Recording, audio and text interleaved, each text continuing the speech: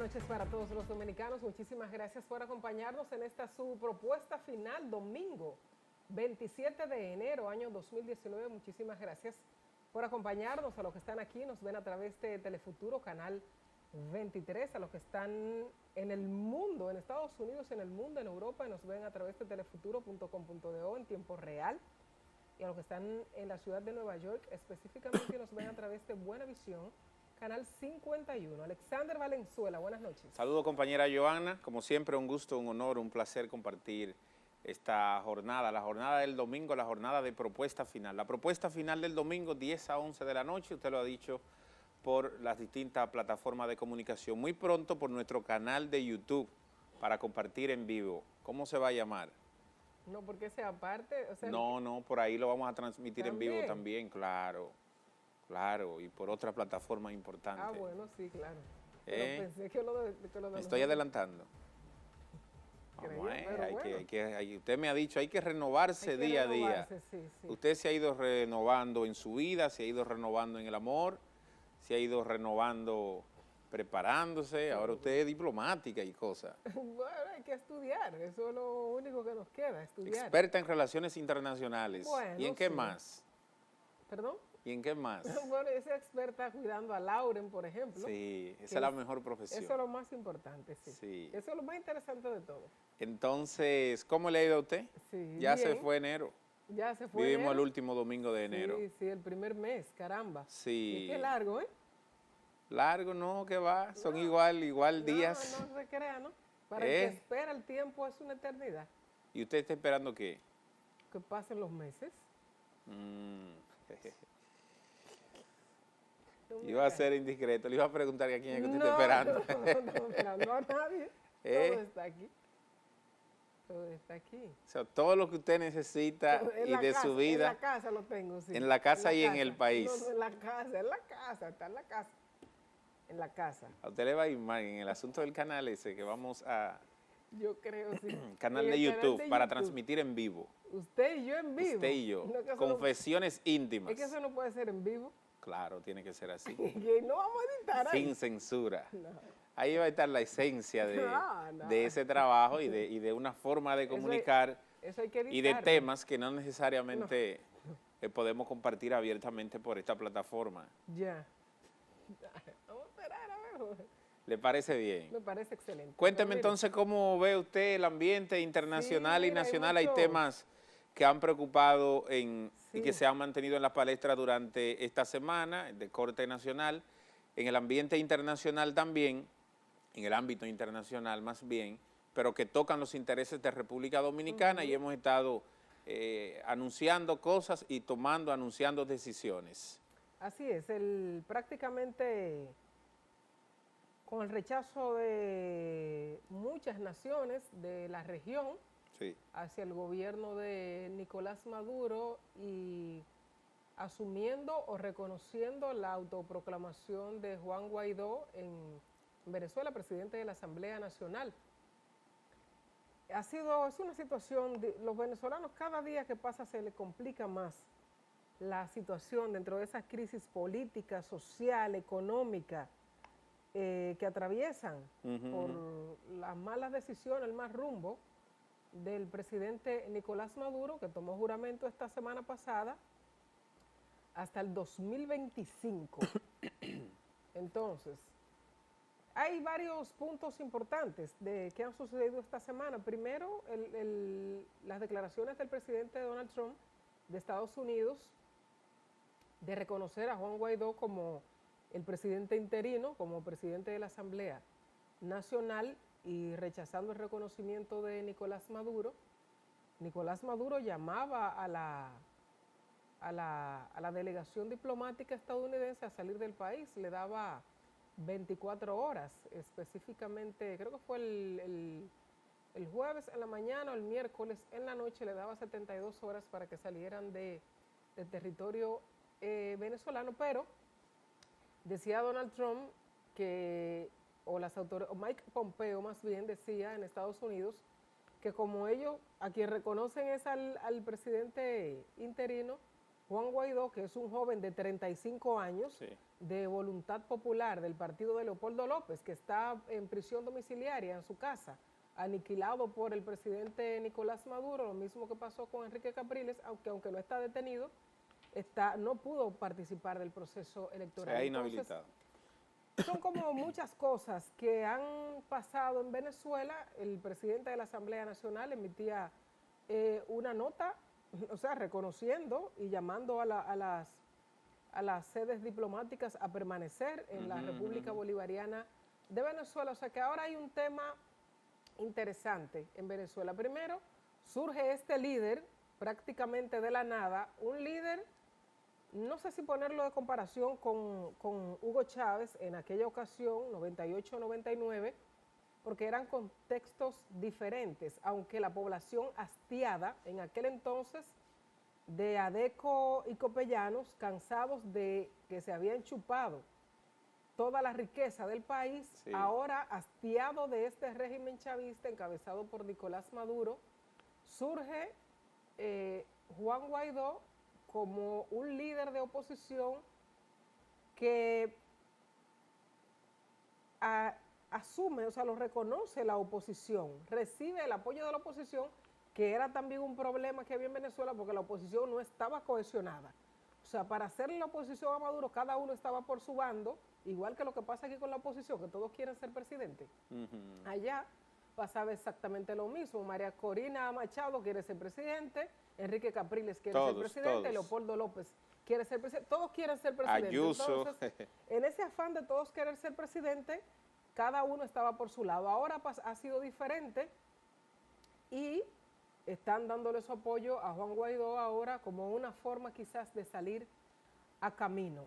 Hay situaciones importantes. Por ejemplo, la Asamblea Nacional aprobó una enmienda para no perseguir a los militares que decidan abandonar a Nicolás Maduro. Y respaldar respaldar la instalación del presidente interino. Exactamente. Entonces eso es importantísimo. Así es. Porque quizás el temor que han tenido los militares, que por eso es lo que mantiene, según mi visión, al presidente Nicolás Maduro en la presidencia, el apoyo de los militares. Así si no es. tuviese el apoyo de los militares, fuese imposible mantenerse en el gobierno. Entonces ahora... Aunque se han ido digregando poco a poco. Pero los principales, los oficialmente más importantes no y la así, mayoría no así. sí apoyan el gobierno de Nicolás Maduro.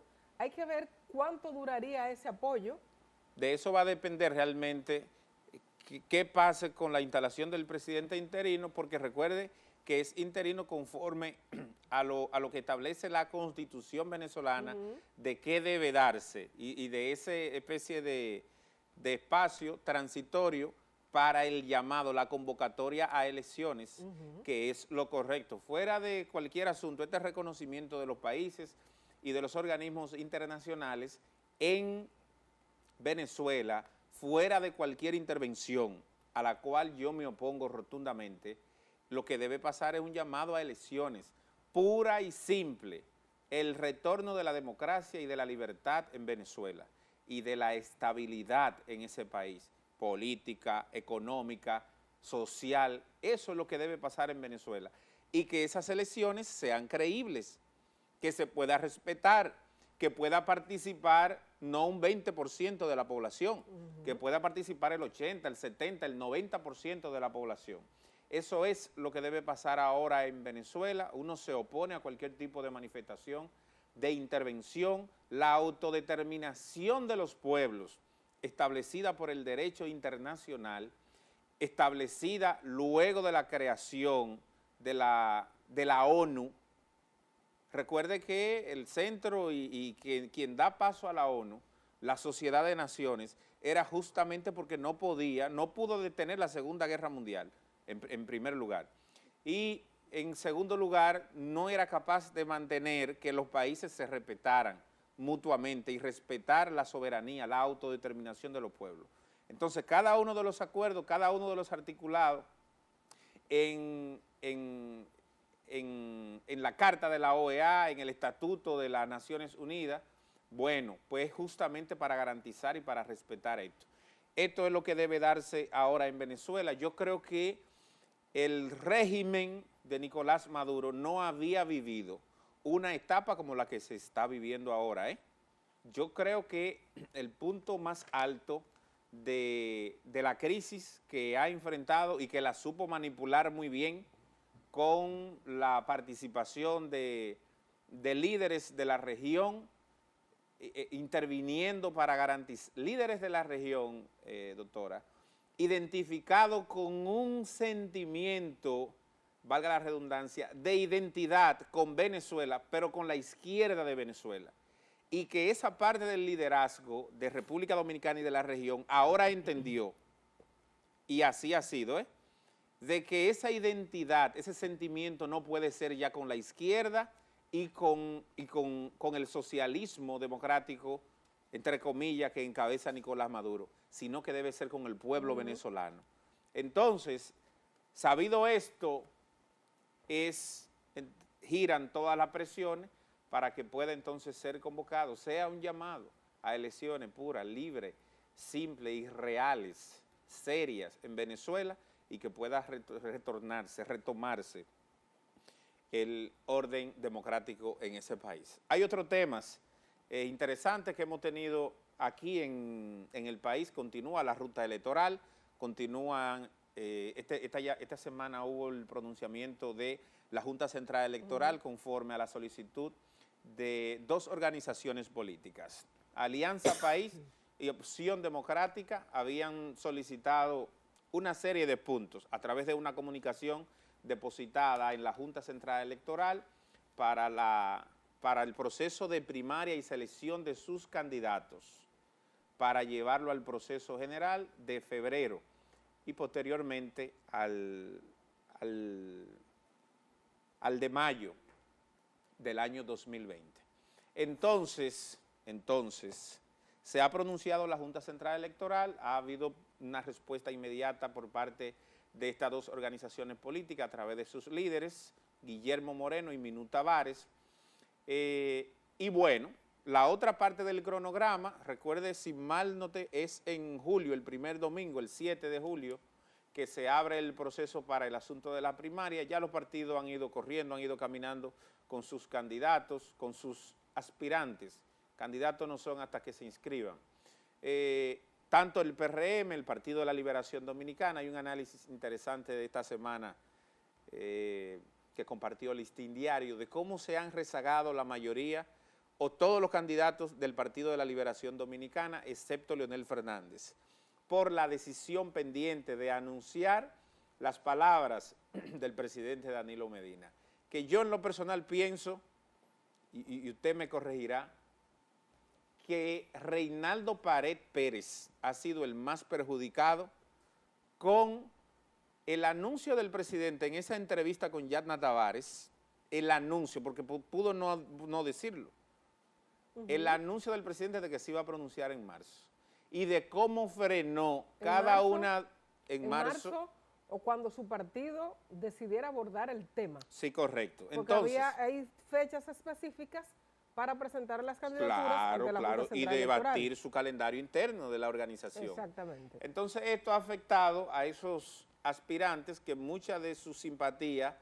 está alrededor del liderazgo de Danilo Medina. Eso ha pasado con la mayoría. En ese análisis incluyeron a Manuel Crespo, y yo creo que conforme a su salida y a través de ese movimiento interno de relevo democrático, no aplicaba. Pero parece que el manejo de su comunicación y cierta timidez en el planteamiento de algunos temas lo ubican en ese grupo de aspirantes que han estado mermadas sus aspiraciones, los números no han despegado, y yo no sé si en cuestión de 6 meses, no, de menos, de 4 o 5 meses, podrán estructurar un proyecto político que le diga a esta sociedad, que le diga a su partido, a los que van a votar que son miembros, y a los que van a votar de manera abierta que no son miembros de ese partido, este es el candidato, esta es la propuesta que va a calar en la población. Lo que todavía atiza, suma todas las posibilidades que tiene el doctor Leonel Fernández para convertirse en el candidato del PLD para las elecciones del año 2020. Así Fruto es. de eso que ha pasado, hay gente que tiene otro tipo de análisis, sin embargo, la lógica elemental de todo esto son esos datos y los números que están ahí. Bueno, pues vamos a hacer la pausa. Vamos a hacer la pausa. Cuando regresemos ya está con nosotros aquí. Vamos a conversar con doña Alexandra Izquierdo. Es la directora de la Oficina Nacional de Estadística. Pero no le diga doña. La señora Alexandra Sí, Izquierdo. dígale Alexandra Izquierdo. Ok, perfecto. Regresamos.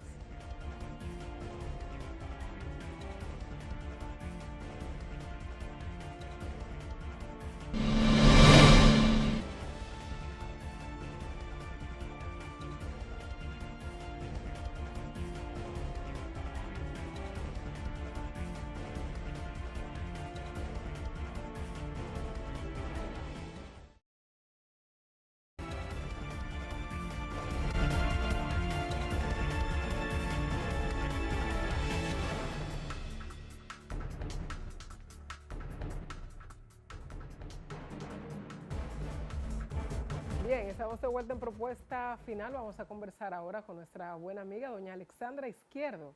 Que le quite lo de doña, pero venga acá. Ah, perdón. Tenemos una hora en Pero es eso. por respeto, no pasa No, nada. de cariño, dígale a Alexandra, Alexandra, que ella ok. le va a gustar Estoy más. Vamos de a estar acuerdo así, con Alexandra, ok. estoy de acuerdo. Alexandra Izquierdo, Y mire, acuérdenme hacer un puente por Ok. fuera de cama. directora nacional de estadística de nuestra República Dominicana. Así es. Dios mío, que decirle, ¿cómo le voy a decir a Alexandra? Claro que No, sí, no le diga claro doña. que Yo sí. sé que hay un Yo tema sé de que tú puedes ser respeto, mi pero- hija, pero me puedes Claro. decir Alexandra. Bienvenida, Alexandra. Bienvenida, Alexandra. Buenas noches. Buenas, encantada de estar aquí en el programa de ustedes una vez más, aunque hace mucho que no venía. Sí, sí, Hay que bastante. hacerlo más a menudo. Así Bueno, es. Gracias por invitarme. Alexandra, el tema principal de ustedes en la Oficina Nacional de Estadística, me imagino que todo gira en base al censo del próximo año 2020. Aunque hay otros temas que ustedes trabajan frecuentemente y de manera rutinaria, pero imagino que debe ser lo principal que los ocupa. ¿Es así? En cierta forma sí, o sea, nosotros decimos que la institución tiene que estar en modo censo, porque eso es un megaproyecto. Es una gran responsabilidad que está a cargo de la institución, que siempre no me gusta dejar de repetir, que es un proyecto país. Sí. Nosotros lo ejecutamos, pero para ejecutarlo también necesitamos el apoyo de todo el mundo, porque de esa manera podemos lograr los objetivos que queremos y sin ningún tipo de inconveniente. Y eso, como tú bien señalas, Joana, eso implica que a partir, ya hace mucho que estamos trabajando el censo, ¿verdad? Porque Ujú, claro. el proyecto del censo se Precenso. trabaja, no se le puede llamar precenso, Bueno. porque precenso se puede confundir que es un censo ejecutado. Sí, sí. Hemos venido haciendo los trabajos de planificación y dentro de esa planificación hay cosas que ya empezaron. Sí. Por ejemplo, te voy a dar algo muy gráfico, es la cartografía. Ya nosotros hemos caminado una gran parte del país con más de 100 cartógrafos que andan haciendo un levantamiento de actualización de cada uno de las calles y secciones y caminos vecinales de todo Y le el está poniendo territorio el número. nacional. Incluye esa parte. Contar, Nosotros, contar. nosotros le ponemos un número para fines de la actividad nuestra. Sí. Y se cuenta porque de la única forma que tú sabes cuántos formularios necesitas, tenemos una presunción, Sí, claro. ¿verdad?, proyectada en base al último censo de que se va a ir a alrededor de 3.400.000 hogares. Sí. Pero eso hay que confirmarlo en base a todo este levantamiento cartográfico, que tenemos un técnico que siempre dice que la cartografía son los rieles del censo. O sea, lo que son los rieles para fines de un tren, Sí, correcto. esto es igual para el censo. O sea, si tú no tienes una verdadera cartografía bien elaborada, no vas a lograr hacer un censo adecuado. Se puede hacer, pero con muchos inconvenientes. De hecho, en esa planificación que te estuve diciendo que ya hicimos, que tenemos un project manager que se va inmediatamente, ya se va haciendo con fechas las cosas que hay que ir haciendo en cada momento.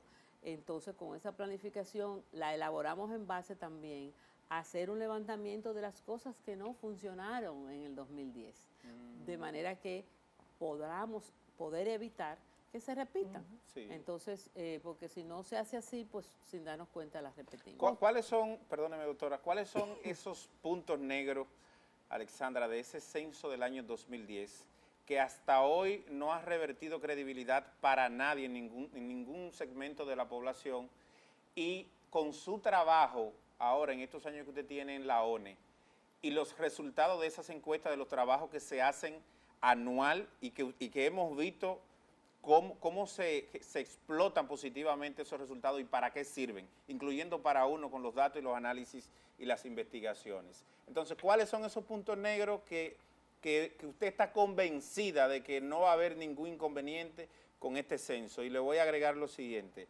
He estado solicitando, ha sido parte de mi discurso, de que pueda haber un pacto para que a usted se le permita, fuera de lo que pase con los asuntos políticos, cambio de gobierno, de que usted pueda concluir ese censo ahí en la ONE, para que pueda estar revestido de credibilidad. No que cambien al funcionario, que cambien al director, que pongan otro y que vaya a crearse un desorden con eso. ¿Usted han pensado en eso, han evaluado eso y cuáles son esos puntos que deben estar bien atentos para garantizar la credibilidad en ese censo? Voy a empezar por tu última posición, el tema de cambio de funcionarios. Yo creo que mi responsabilidad está en dejar las bases tan bien planificadas que cualquier persona tenga la capacidad de hacer y ejecutar el censo, con el simple hecho de darle seguimiento a lo que es una planificación. Esto es que de ninguna manera, de las cosas, como tú bien señalas, que cuáles han sido los puntos negros, no se debe improvisar. Por ejemplo, se produjeron cosas como que de un momento a otro hubo que salir a buscar sin planificación las diferentes personas que hubo que reclutar. Hubo que hacer que los empleados de la ONE se involucraran en procesos que empezaron a dar problemas, sí, como fueron el empaque de las cajas que van y se reparten a nivel nacional. Hubo que mandar para allá todo lo que lleva, que se le lleva. El cuestionario es una de las cosas, pero acuérdate que hay que ponerle lápiz, hay que poner una serie de documentos. Es como medio el proceso que hace la Junta Central Electoral cuando manda a cada una de las mesas electorales, con la diferencia que la Junta tiene centros electorales, mesas electorales definidas, y nosotros tenemos 3.400.000 hogares en el país entero, en cualquier rincón del país, y tenemos que ir donde ellos, no que ellos vengan aquí a votar a un lugar donde yo me instalé. Entonces es mucho más complejo el procedimiento a seguir con lo que es hacer el censo, o sea, la etapa final, que es llegar a buscar la información. Entonces no se puede improvisar, tiene que estar, y ya lo hemos hecho, hemos planificado. Insisto en que lo debe hacer cualquier funcionario, si las cosas se van llevando adecuadamente, como debe ser, y que esté todo escrito y documentado. Puntos negros, la documentación no está del 2010 lo suficientemente soportada como deberíamos tenerlo para facilitarnos muchas cosas en este momento. Pero estamos salvando esas situaciones porque hemos trabajado con tiempo con esos fines. Además de que tenemos los técnicos, gran parte de los técnicos que trabajaron en el 2010 son parte de lo que están ahora. Entonces ellos son conocedores de dónde tuvieron grandes inconvenientes, y eso está ya plasmado. Por ejemplo, y una de ellas es la cartografía. La cartografía ahora hubieron problemas de que no se le ubicaron cada una de las casas, viviendas, hospitales, centro educativo con precisión en los mapas, sino que se hizo por manzana y por calle. Nuestro país no funciona eso. Entonces, eso es de las cosas, de los puntos negros que estamos salvando, porque no se está haciendo de esa manera. Entonces, en la medida que sigamos un buen ejercicio de planificación y de seguimiento y de trabajo, pues yo estoy segura que eso lo va a terminar cualquier funcionario. Ese es mi compromiso, entregar este proyecto. ¿Por qué? Porque nosotros inclusive estamos planificando el mes que está planificado en el 2020 es octubre. Cuando digo planificado... Para entrega de resultados. No, Para para realización. iniciar, Para iniciar. levantamiento, Sí, porque sí. cuando tú planificas tiene que arrancar desde el día en que tú piensas que vas a terminar Así es. hacia atrás, para ir viendo lo que tienes que hacer en el tiempo a la fecha que estás en el momento. ¿Cuántos días están programados, doña Alexandra, que dure el censo y el levantamiento? ¿Y cuál es el presupuesto para, me imagino, antes de ahí hay un gasto, en sentido general, ¿cuánto es? Incluyendo el levantamiento Presupuesto in situ. completo, porque nos lo están Sí. dando por año, de acuerdo al trabajo que hay en cada año. Estamos en un presupuesto alrededor de $6 por persona, para más o menos darte una orientación más fácil de conocer. Y ese presupuesto pues nos lo van asignando a la medida que nosotros lo estamos solicitando. El presupuesto más grande es en el 2020, Sí. que es donde se hace todas las compras que hay que hacer, todo lo que es los procesos, el reclutamiento, la capacitación, la búsqueda de locales a nivel nacional. Bueno, eso es 2020, como por igual ya el pago de honorarios y dietas al final del camino, en la hora cero, fue uno de los puntos negros, como tú le mencionaste. Recuérdate que hubo muchas quejas de pago a los encuestadores. Sí, correcto. Entonces, eso es base. Que es la principal motivación, porque de si no te pagan... el censo, su presupuesto se respete, que su presupuesto se mantenga, para que esas cosas, de esos puntos negros, ese fue el que más problema dio para fines de eso que tú hoy dices. Para todo el mundo el censo no fue bueno, no se hizo, no se ejecutó, no se entregó, porque hubo una mala imagen al final. Entonces, una de las cosas en la cual la institución está preocupada y va a ocuparse a tiempo es precisamente de la comunicación. Sí, correcto. Porque la comunicación, en la medida que tú con tiempo también debes decirle a la gente de qué trata el censo, qué es lo que va a pasar. Que se debe estar visitando y para qué le va a servir eso. Todo es comunicación, de eso ustedes saben, y yo considero que debemos usar todos los medios en el alcance nacional, no solo de tipo prensa o televisión y radio y vallas, sino comunicación directa en los ayuntamientos, en las gobernaciones, en las escuelas. O sea, hay que concientizar, porque un censo, la gente a veces lo juzga como que simplemente es contar personas. ¿Por qué no dicen de una vez cuántos somos? No es eso, son 50 preguntas. Y si son para preguntarte yo cuánto viven en esta casa, yo no necesito 50 preguntas. Es más profundo de ahí, y el censo, acuérdense que es población y vivienda. ¿Qué otros? Sí, Hay algo que no te contesté, Sí, el levantamiento de 7 días. Levantamiento de 7 7 días. Y el censo es de derecho, o sea que el que vive en ese hogar, cuando van, ese es el que se levanta en el formulario de las personas que viven y tienen que vivir en el país, Sí, que viven en ese momento. Exactamente, hay en esos 7 días, bueno, ya usted lo dijo, crear la confianza en la persona para cuando lleguen a su hogar, sienta que el que está llegando no es un delincuente, sino una persona de la Oficina Nacional de Estadística con la credibilidad y la responsabilidad para saber que no va a pasar absolutamente todo nada ese en su hogar. proceso de capacitación, como que debe de alguna manera comunicarse y decirle a la gente. Hoy día tenemos la facilidad de las redes sociales, que inclusive sí, ahora pienso que va a nos ser sale mucho mejor. hasta más económico, Claro que ¿verdad? sí. Decirle a la gente, comunicarle, pero para eso hay que estar... Porque, tener bueno, me imagino que posteriormente se comunicarán las preguntas, no sé si se informarán, para que la gente entienda que no es solamente contarte para saber cuántos son, que hay otros elementos, como cuántas camas hay, cuántos hijos, las edades que tienen los hijos, cuántos miembros, si está el papá, si está la mamá o si está la mamá sola, para saber cómo aplicar las políticas públicas. Correcto, el tipo de vivienda, qué techo tiene, qué paredes, qué piso, qué servicio tiene, agua, luz, energía. Entonces, de todo eso se desprende políticas públicas. Tú me dices, bueno, que es el yo centro necesito del censo, que en este municipio, en este paraje, yo quiero saber cuántas personas viven en este paraje. Y entonces, de ahí también se levanta qué escuelas hay, cuántas aulas, cuántos hospitales, cuántos servicios médicos. ¿Por qué? Porque a la hora de hacer política pública, de hacer un hospital o de hacer una escuela, yo tengo que buscar en el censo dónde están esos cantidad, millones, 10 millones de habitantes que tiene la República Dominicana. Sí. Para nosotros entonces hacerle entregar y trabajar dentro de las responsabilidades del Estado y las mismas del sector privado. Así le es. permite de ahí desarrollar sus Sí, inversiones. sí, claro que Así sí. es. A propósito, para cerrar con esta parte, creo que debemos entrar a hablar de política con Claro. Alexandra.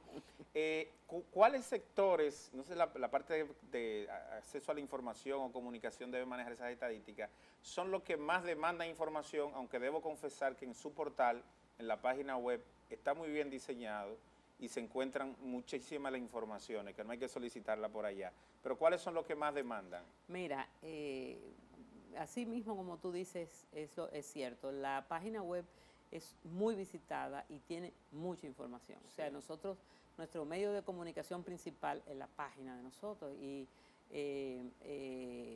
pues nos sentimos contentos cuando personas como tú lo dicen.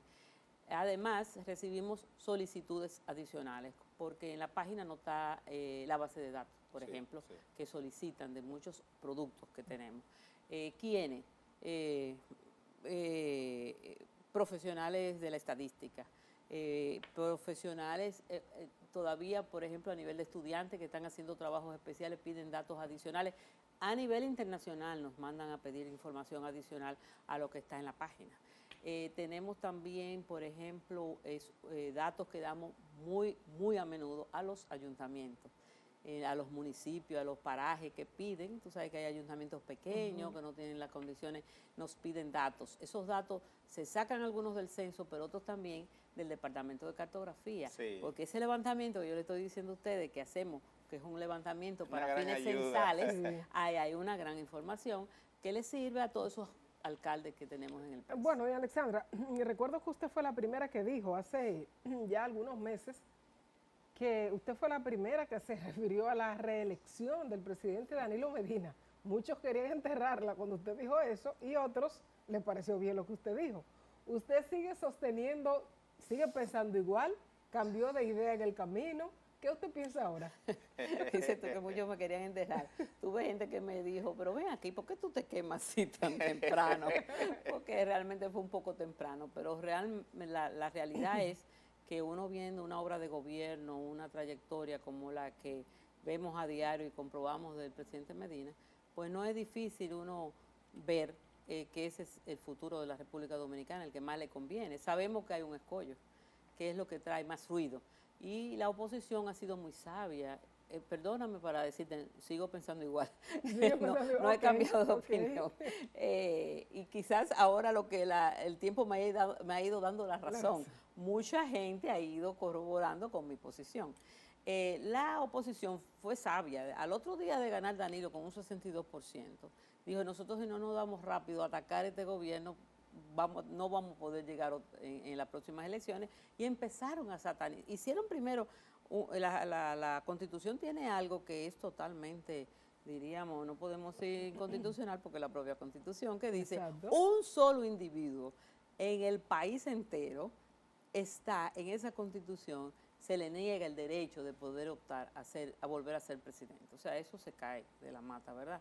Entonces, eso es el escollo en el cual han satanizado el que no se puede cambiar la Constitución, que eso sí, que sí van a comprar los diputados, etcétera, todo lo que conlleve ese ruido que han ido manejando, que al final eso no es nada que deba ser, eso es legal, si hubiese que cambiarla. ¿Qué cree usted que ya, doña Alexandra, antes de dejarla ir, que debemos culminar la entrevista, qué cree usted que va a decir el presidente en marzo? Se le ha dicho que se va a referir posiblemente en marzo al tema. ¿Qué cree usted que va a decir él ahí? ¿O qué quiere usted que él diga? No, lo primero es que no, porque como tú dices, ¿verdad? Uno no puede adivinar lo que va a decir, ni yo puedo decir que él me ha dicho nada tampoco. Es una presunción de la situación. Pienso que no va a decirlo en marzo.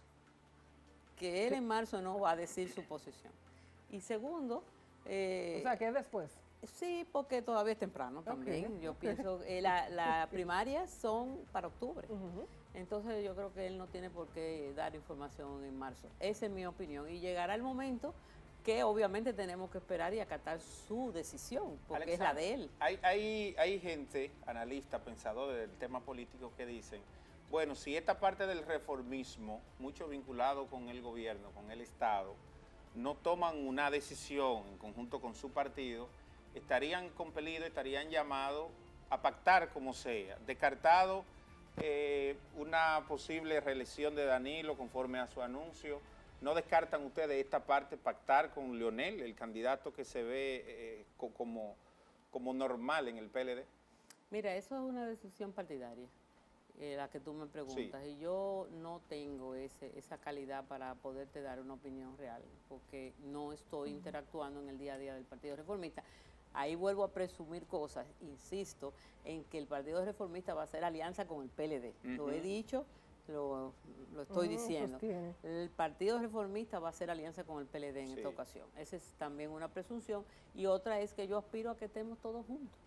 Muy bien, pues muchísimas gracias. Alexandra Izquierdo, directora nacional. Sabe mucho. Directora de la Oficina Nacional de Estadística, por acompañarnos esta noche en Propuesta Final. Buenas noches. Buenas noches, muchísimas gracias. Hacemos una pausa y regresamos.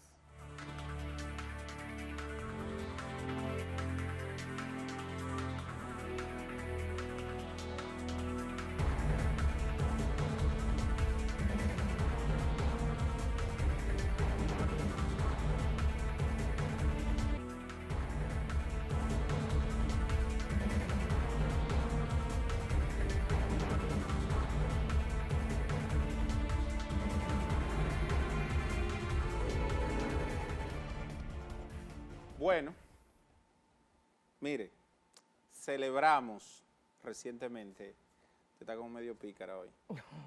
Estoy esperando que usted hable, mi amor. Celebramos recientemente un encuentro que hacemos todos los años en las matas de Farfán con niños y niñas que ahora se han integrado, sobre todo niñas bien organizadas que pertenecen a una iniciativa, el Círculo de Lectura.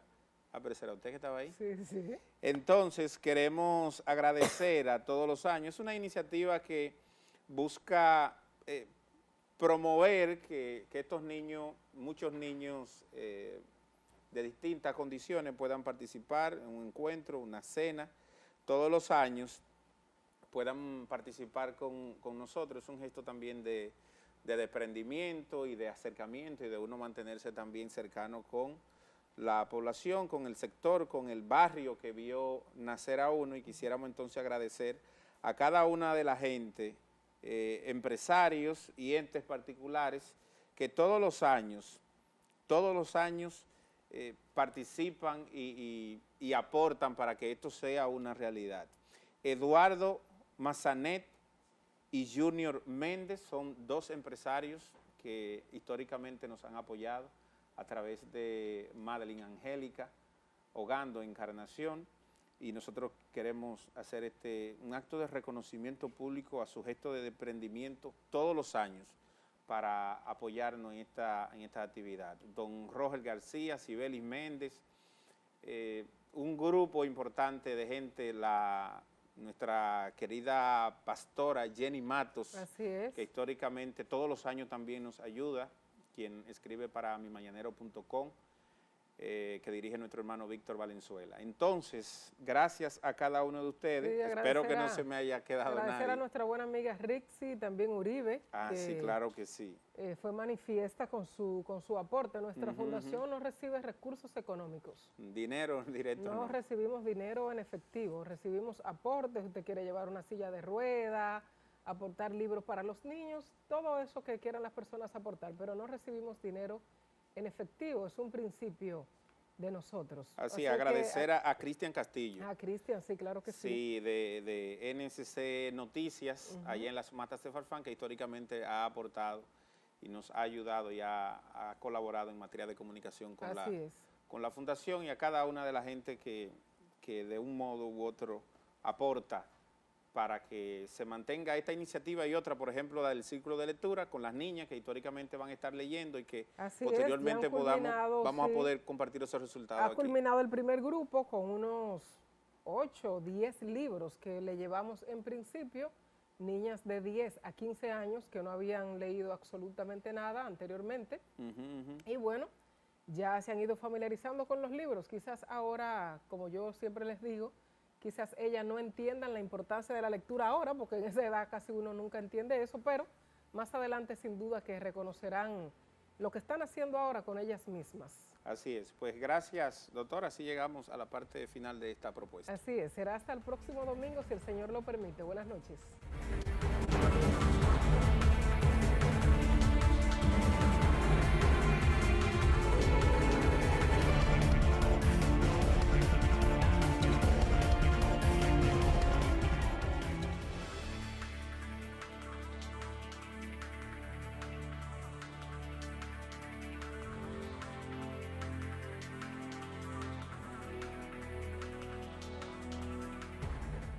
Bueno, Venezuela ha sido y será por los próximos días, semanas, meses y hasta años. El tema, hasta que se resuelva la situación. Exactamente, el tema principal en nuestra región. Ese es el tema de Alfredo Núñez Fernández también esta noche. Buenas noches, Alfredo. Buenas noches, Joanny Alexander. El pasado lunes, la capital venezolana Caracas amaneció alterada producto del asalto al puesto militar de Cotiza de parte de 27 militares del Escuadrón Montado de la Guardia Nacional, donde aprovecharon para enviar un comunicado desconociendo el gobierno del presidente Nicolás Maduro, llamándolo tirano y usurpador, y exhortando a la población y al resto del cuerpo armado a restaurar el orden constitucional. De inmediato, los vecinos de la zona secundaron a estos valientes hombres, colocando barricadas, quemando neumáticos y gritando consignas en contra del gobierno, recibiendo, por supuesto, la respuesta de la policía. Luego de 3 horas de combate entre ambos bandos, efectivos de las fuerzas especiales pusieron fin al altercado, neutralizando a los sublevados.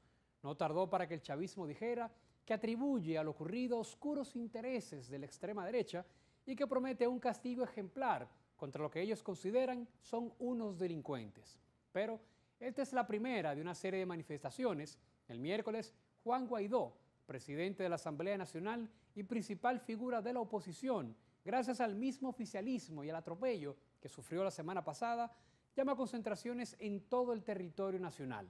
Mientras crece el descontento social, asimismo aumenta el liderazgo de este joven político a tal punto que hay naciones que lo consideran el verdadero presidente de ese país. Gracias por la atención y no le cambie, que hay mucho más en su propuesta final.